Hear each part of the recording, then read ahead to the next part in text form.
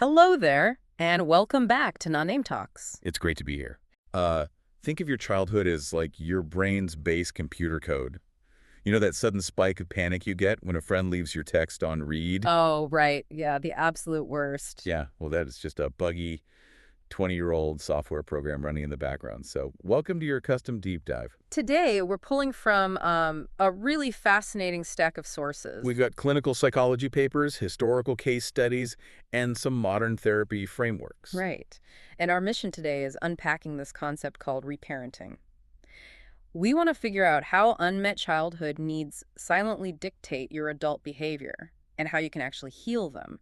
But, I mean, if our initial code was poorly written from day one, are we just doomed to glitch forever? Well, we actually need to reframe that whole idea of bad code. If we look at the clinical papers from Pete Walker, he writes a lot about complex PTSD. Which is different from standard PTSD, right? Exactly. It stems from prolonged, repeated childhood distress rather than like a single traumatic event. Walker shows that these so-called glitches are actually highly effective survival mechanisms. When a child's needs are ignored, they adopt one of four trauma responses. The famous 4 Fs, right? Fight, flight, freeze, or fawn. You got it. So, fawning would look like an adult who chronically people-pleases their boss just to avoid any potential conflict. Precisely. Because when they get triggered, adults experience what Walker calls emotional flashbacks. Oh, wait. Like a movie playing in their head.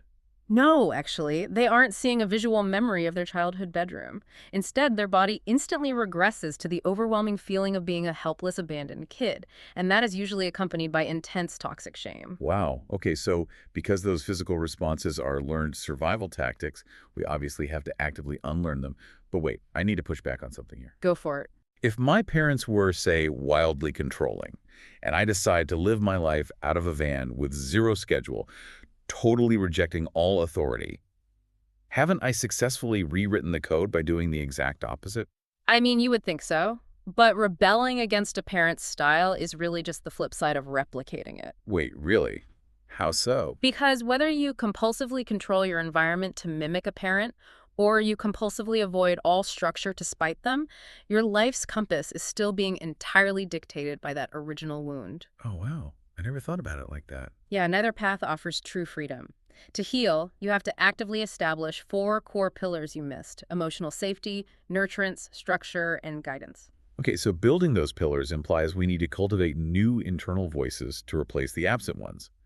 It sounds like we essentially have to play both good cop and strict cop with our own inner child. Let's refine that cop analogy using Walker's framework, though. It's less about policing yourself and more about balancing two specific roles. Right, the self-mothering and self-fathering. Exactly. Self-mothering provides pure compassion and unconditional love, while self-fathering provides fierce protection and sets healthy boundaries. And one of the most effective ways therapists teach this today is through a model called internal family systems, or IFS. The sources focus heavily on this specific mechanism called unblending. Yes, IFS is huge right now. How does unblending actually work in practice, though? Well, unblending requires you to stop identifying completely with your trauma responses. So say your inner critic starts screaming at you because you made a minor typo in an important email. Oh, I know that voice well. Right. But instead of believing you're stupid, you unblend. You recognize that critic is simply a protector part of your mind that formed years ago to keep you out of trouble. You actually thank it for its service, You right? do. You thank it and then gently ask it to step aside so your true, calm adult self can step forward and soothe the panic. But we are talking about fundamentally rewiring how we speak to ourselves. How do we start doing this without feeling, totally overwhelmed? That's where modern therapy introduces things like the one small promise technique. Like committing to a 2-minute daily meditation, or looking in the mirror every morning to say one kind thing to yourself. But I have to ask, are tiny 2-minute habits truly enough to heal deep, complex trauma? I know, it seems totally disproportionate. But modern self-reparenting relies entirely on small, self-led empowerment.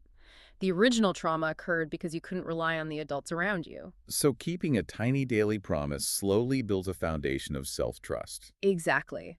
You are proving to your nervous system that you are a reliable caregiver now. And frankly, this gentle approach is a huge evolution from where the field started. Oh, you mean the Jockey-Lee shift methodology from the 1960s? Yes, she pioneered a highly controversial and now largely discredited method called total regression. This part of the source material was wild. It really was. Adult patients were literally institutionalized and bottle-fed by therapists who were trying to completely recreate infancy. Uh, I will happily take the 2-minute mirror affirmations over being bottle-fed by a therapist any day. Yeah, I think most people would agree with you there.